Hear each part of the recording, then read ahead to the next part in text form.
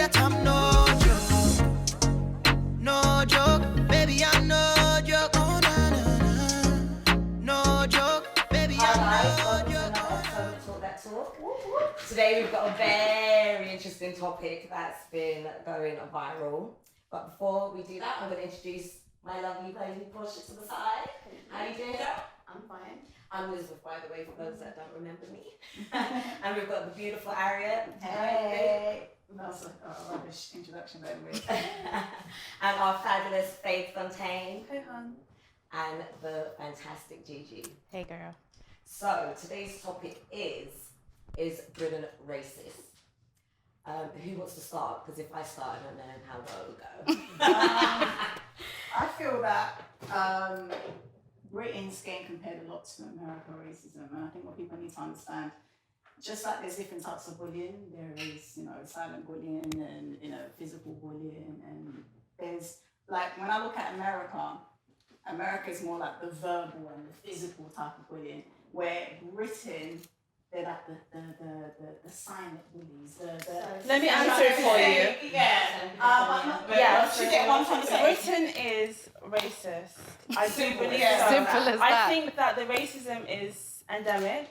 I think that in many ways it's insidious, and it's also not as blatant, like you were saying, as the US. The thing about Americans is they're very outward. Everything is what you see is what you get. And unfortunately, that also translates into the way that they perpetrate racism. Whereas in this country, we've moved away from the old sort of, like calling people the N-word and all that stuff. Like now, it's so institutionalized and it's so, like I said, insidious that people don't actually understand just how far-reaching the racism is. More to the point where you will physically, as a black person, and this is a true story, say to white people, I experienced racism, for them to turn around and say, no, you don't. And because they don't see people, they don't see you walking down the street and being called a nigger or a negro or go to your fucking country type thing. Do you know what I mean? And they just see, and I think in a sort of way, playing devil's advocate, I think that many white people aren't racist inherently, at least deliberately. It might be something that is, unconscious bias that they have. Yeah.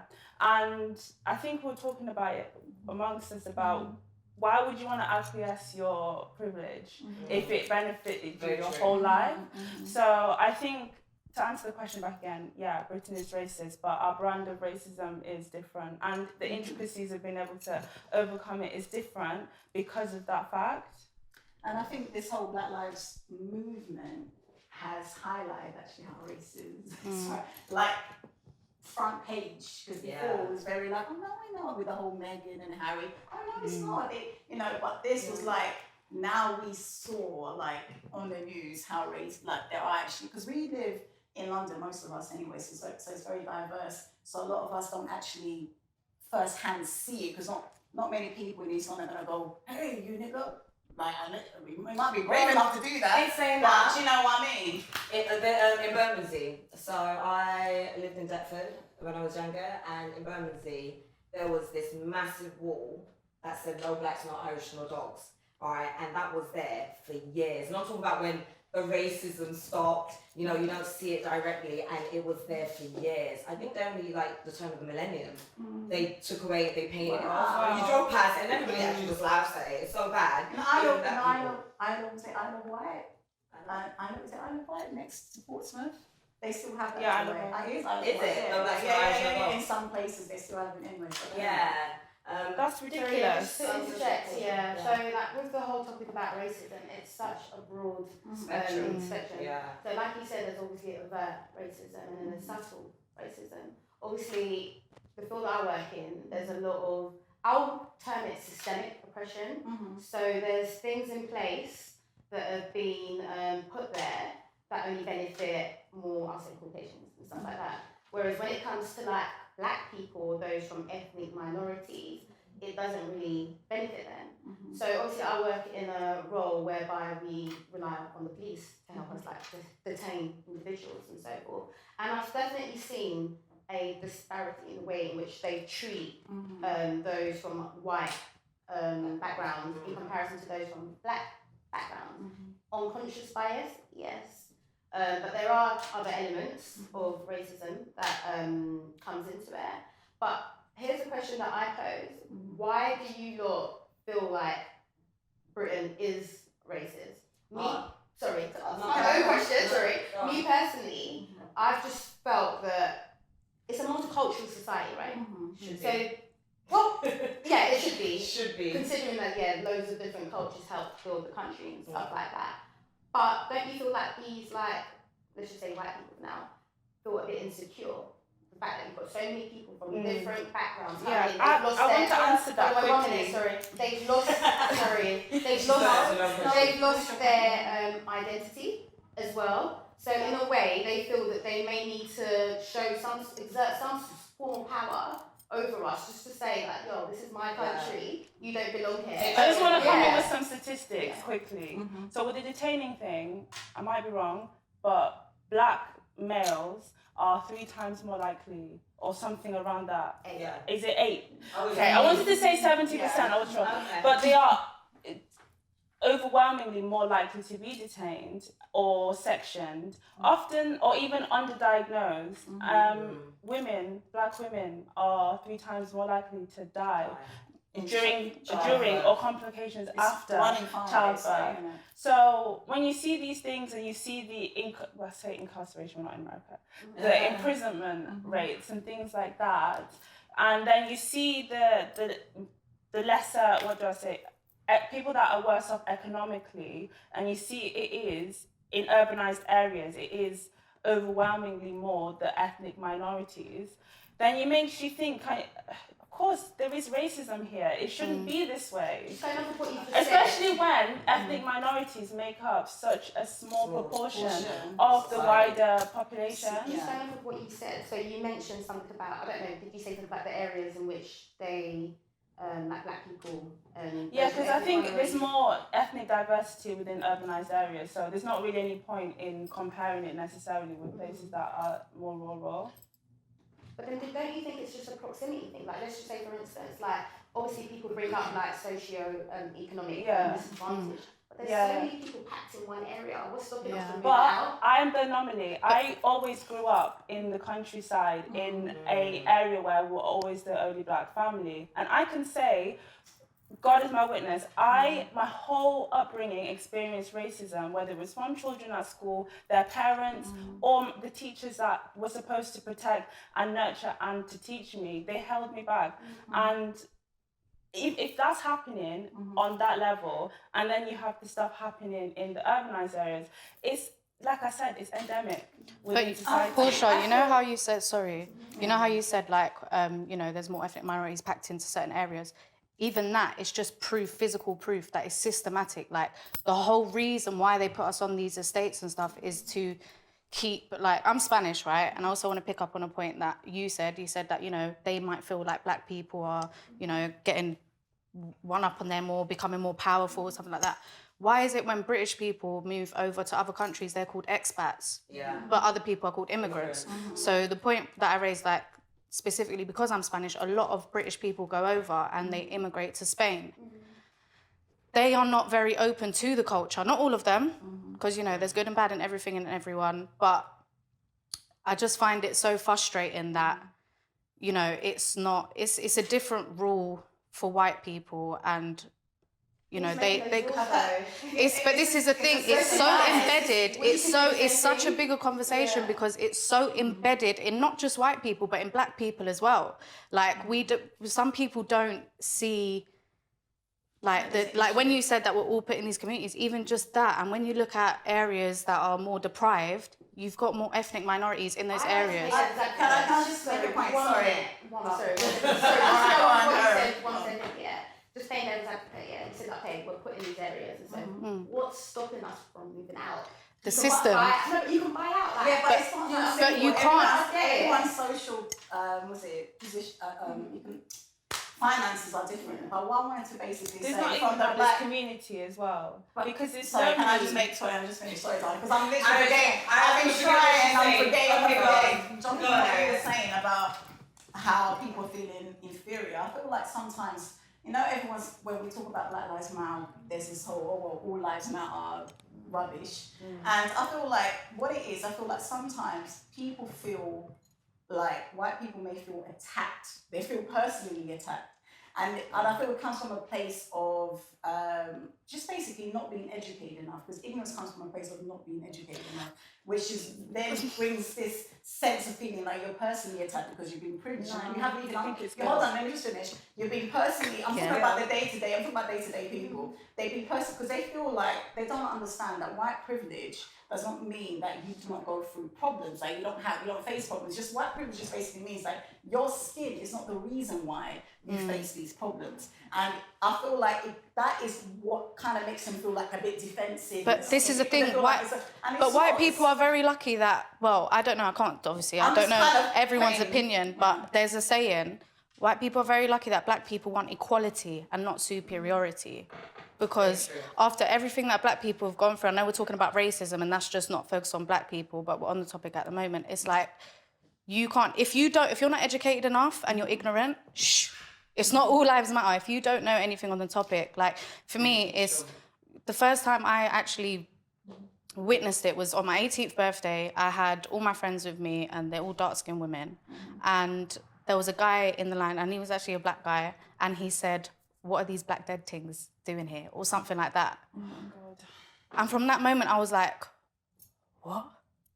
And then as it goes on and you see certain things, I will never understand. I will never be able to understand. But if you're ignorant, like when this whole Black Lives Matter thing started really amping up in the UK, you had white people saying like on their statuses on Instagram, "Please educate me." Why does that black person that you classify as your friend have to go and look for documents on the internet to educate you? Netflix is there. You're not stupid because you know about all the popular stuff in black culture. Why can't you do your research on the stuff that really matter to really understand your friends and your family and your partners that you say that you love? So I find it a bit, so on top of the struggle that black people are facing, they must educate you. No. Okay, let me just say one thing. No. So, you know, we say Britain is racist, and I suppose it's white man's land. However, everybody just thinks racism is black and white. Not everybody knows it's not, but there's a broad spectrum. You've got Asians that are racist to black. You've got whites that are racist to black. You've got religions that are racist to black. We're not even accepted by certain religions. Let's be careful when we say that. We've got religions that have followers that are racist. Not specific religions are. A religion is not the problem, it's the people that are following. Some of the people that are following. You know, like if there's a terrorist attack, all of a sudden it's a Muslim person. No, it could be any place. It's just the asshole that's doing the terrorist attack. You know, let's keep it real. And we need to touch on the fact that racism is so diverse now. It's not even actually just about race. It's about culture, it's about heritage, it's about religion, it's about all sorts of things that we're covered by. So we're sitting here talking about saying white people, but you know what? More racism comes from a lot of people that aren't white. Arabs are very racist, right? Some Arabs. Okay, let me just, for a disclaimer, when I talk, if I don't say some, I mean some. Obviously, I cannot speak for billions of people, you know, it's like saying black people are racist, that's billions of people, you know, so I say some. But yeah, we just need to take in the fact that it's not just based on race, which is so sad because racism should just be based on race, right? But then you've got this conversation that comes up. You've got the white race and the black race. Are there people in between? Yeah, but it's all. Let's not get into that conversation. I think everything kind of does stem from white supremacy, because we are living in a system of white supremacy, even within groups. You do have white people like myself that will support, do you know what I mean? And I found it so amazing to find so many white people at Black Lives Matter protests. But everything starts. You didn't like? I didn't attend myself, but I wasn't there for it because I believe it was a trend. Look how quick. That's actually a very good point. That's a very good point. Look how quick people were to forget it. So my thing is, we took it really That's far a very this good time, point, yeah. Really far this time. So white people are probably thinking, okay, like these guys are like on it this time. Then we just calm down, whatever sort of thing, and like. So next time it happens again, they're gonna think, don't worry, give it 3 days, and they'll be over it. I I hear what you're basically saying, but not everything that you do you have to show. It's about you now taking accountability and everyone taking accountability behind the scenes. Not everything has to be on social media. That's the bit I get like. what you're basically saying, that there is a trend, people are jumping for the sake of trending. Because I've been on this Black Lives Movement for donkey years. Yeah. Like, I was on a protest with Sandra Brand 5 years ago when she died and so forth. But I understand there's a trend. And I feel that there are groups of people that are kind of diverting the actual movement and kind of making it seem like, oh, not even just a trend, like, oh, you know, like there's people funding it to the wrong people, basically. And there's this whole, with the George Soros and these conspiracy theories and so forth, which can be true, which may be true, but it doesn't take away from the fact that we are still fighting for Black lives, equality and so forth. And I feel like I get what you're saying, but I don't feel just because it's not being shouted, it doesn't mean that people have forgotten about it. I feel like, do you get what I'm trying to say? Let me just finish. Okay, so what I was basically saying was I didn't like the protest side of things. Okay. I felt for me, like, people took it for, yeah, cool, there was like little tweets here and there. You're right, yeah. But once the hype calmed down, everyone went back to normal. Everyone went back to normal. Like, for me personally, I felt like you've done more damage than good that way, because the next time something else pops off and then people start writing, these people ain't gonna listen to us. Cool, the people doing things behind the scene, that's the bit I respect. I don't believe that we have to go on social media and broadcast. No, I disagree. But wait, let me just finish, sorry, and broadcast what we have to do. Because there are people who I believe in the whole Trojan horse thing, work your way into these institutions that you claim are oppressing you. Once you're in there, then you can make your little changes from inside. But do you not think that it requires...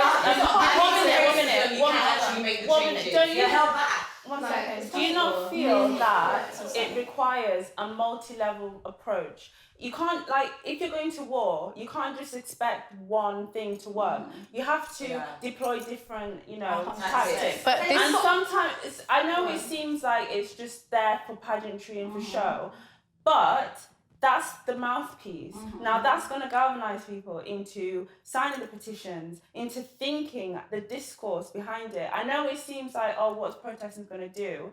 And to some degree it's surface level. But if it's helping to further, like, sort of strengthen the other, the other tactics, and to bring awareness, I don't see anything wrong with that. And I feel like what you basically, I'm not disagreeing with that. There are people that were just jumping on the train. I get that. But what I do... white people too, by the way. Yeah, everyone. No, I'll say everyone. I think, but it did bring up conversations that were never brought forward, and I think people are now educating themselves. But the thing is, and I think even brought the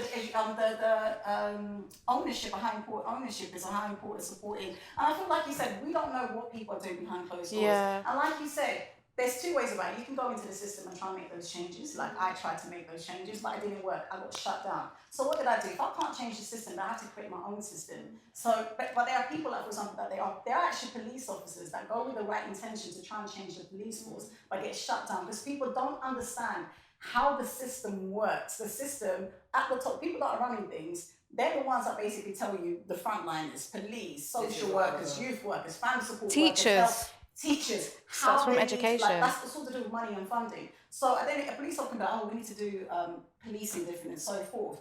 I've met police officers with great intention. However, those police officers are shut down. So that's a systematic issue. It's massive, babe. Yeah. And that's why I left. I left because why?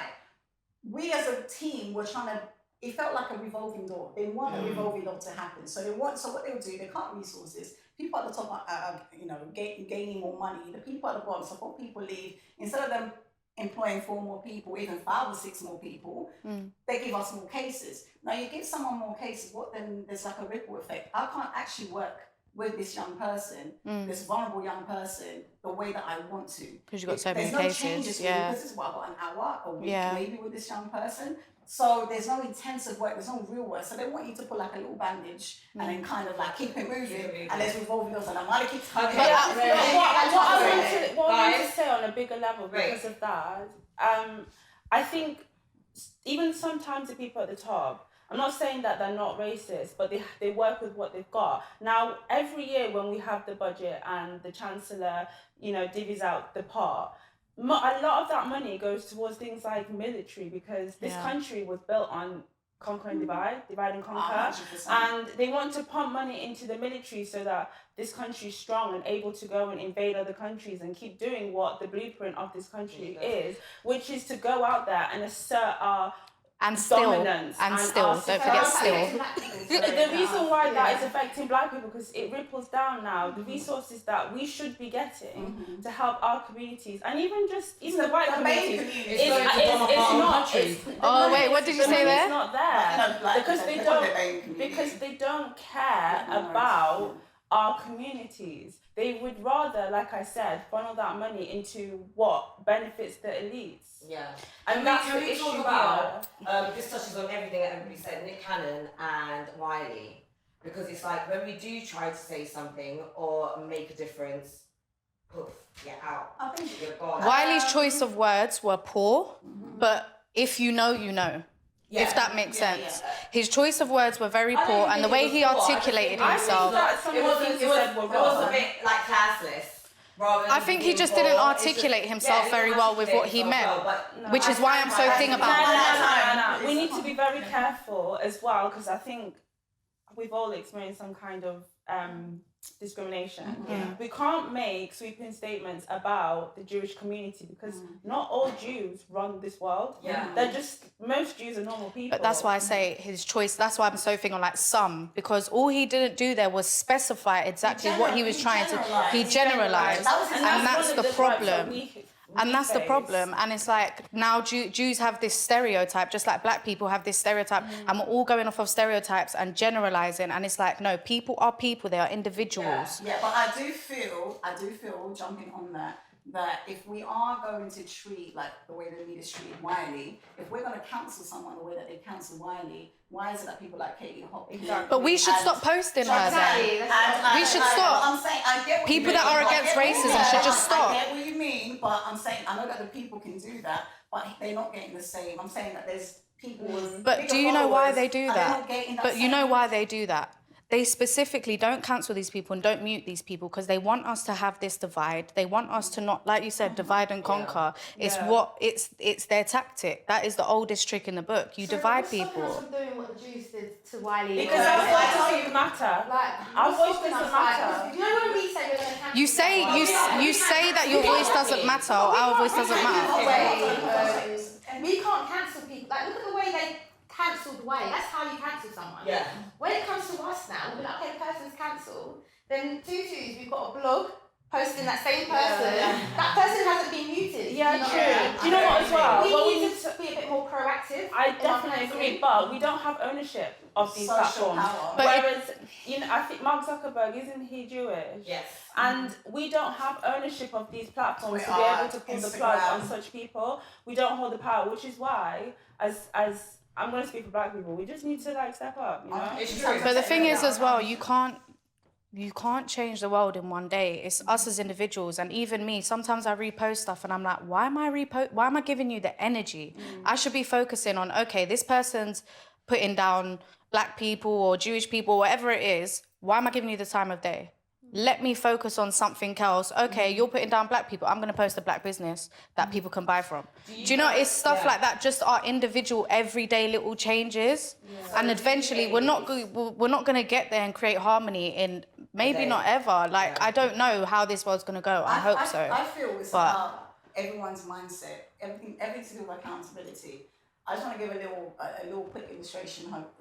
Anyways, they did this experiment on flies where they put 8 flies in a jar and they closed the jar lid. And for a good couple of days, the flies were trying to get out the jar naturally because it's their nature to come out of that jar. They can't breathe like George Floyd. No, there was holes in the jar, but they couldn't. I'm saying there was holes, but they couldn't come out the jar because the lid was closed. But after a couple of days, the flies got conditioned almost to kind of accept and adapt to the environment that they were living in. And then what happened afterwards, the person took the lid off the jar. And eventually, within time, you think that naturally they were trying to come out. But eventually, within time, one fly was able to come out. And then the following day, another fly followed the fly that flew first. But however, the other flies were still at the bottom. They still kind of were just chilling at the bottom or just chilling on the side. And we don't really understand that men, like social conditioning that we've had as Black people, we collectively been through so much trauma and for so many years, and indirectly, directly, that we have to. I feel like we do have to start breaking that mentality as well. We have to be that, and we are, and I do feel as well that we are very kind of like hard on ourselves. Like, for example, Africa has only been like, not colonized. I'll take Angola, for example. Angola hasn't been colonized. We had, independence for 41 years. 41 years is our lifetime. People forget that all of this is within our lifetime. We're going through oppression within our lifetime. But why people need to learn this too? I'm sorry. The education system needs to be, it needs to be updated to include these things. But so, we're wrapping this up. Is Britain racist? Simple yes or no? Of course it is. Hey, Fontaine? Is the sky blue? Come on. Miss Gigi? It's racist, but we need to stop being victims of it. That's what I said. We need to be the flies. We need to be a bit more proactive. Yeah. Do you know what I mean? Cool, educate yourself, whatever. We are though. Tap into the system. I know you said it's difficult, whatever, but still, like, we can, like, if we keep going, eventually we'll be able to have like some sort of breakthrough. Start your own business. I'm not saying, invest back in Africa saying as just well. about hair, whatever, blah, blah, We don't have no but social power businesses here. that can make a huge contribution to the Black community. Actually go on forever. Do you know what I mean? So I'm gonna finish on this note. No, maybe I'm not. No. I'm sorry, but I just feel like we've done enough, man. but we've clearly done enough so. hasn't There's worked, only so we so keep much. going. Can I be very Do we want us to give us hands out? very honest? One second. Can I finish, please? Faith. We have done so much. Like, the burden that we have to carry in order to be seen as human is a lot. It's not. But this is the thing. This country needs to change. Like, it really does, and it's the white people that need to. So we need to make something. They don't care. You see how you say, like, Black people need to get into the system. Some people could argue, why do you want to get into a system that is built to Well, then we oppress start you? our own system. We start our own system. But I'm just saying, they don't care. We're begging for handouts from people who don't care. So we start our own system or we go into the system. We don't and want make changes. handouts, though. But that's what we're doing. That's what the Black Lives Matter was about. No. With billboards. But Treat can us I fair. just say something? It's Can I not just a make a handout. point? Please, can I make this point? There's many ways Can to skin a cat. I make this point, please? Yes. Sorry. British people have built Britain by taking things from other lands, by investing things in other don't lands. care. You know what's so crazy? When I go to Angola, I see white Americans, white British, Chinese now. So everyone is taking from Africa, investing in Africa. Why is it that us as Black Africans or Black African descendants, why are we not going back to our own homelands? The same thing that a lot of the Europeans, because they built this land. None of us don't want to go there. But then you need to educate yourself. It goes back to education. So now I feel like, to be quite honest with you, you could say, let's infiltrate the system and blah blah blah and so forth. But when you're saying let's create our own system, I'm telling you now, you can try. We can do it. You can try in certain aspects. But okay, it's not so mad. It's not so mad. Britain's racist. Black But people, what now? I'm sorry, Black people, this ain't your country. And I'm telling you guys, hold on. I know this, but you guys don't understand what I'm trying to say to you. What about Windrush? Invest, I'm saying invest the same way that they built this country is from other countries. Invest in your countries back home. Build warehouses, factories, really educate. What I'm saying, no. What